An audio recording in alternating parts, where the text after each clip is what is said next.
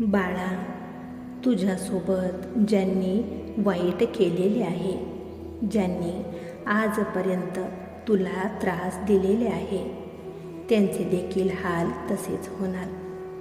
आजपर्यंत ज्यांनी तुला रडवलेले आहे, आता ते स्वतः रडणार, तुझ्याकडे माफीची भीक मागणार.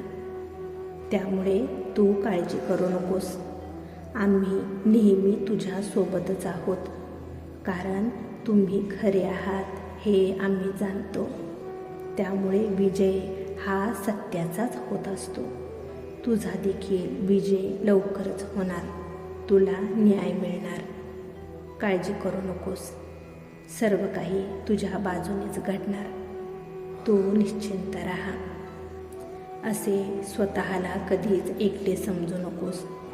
आम्ही नेहमी तुझ्यासोबतच आहोत हे कधीच विसरू नकोस. विजय हा तुझाच होणार. काळजी करू नकोस.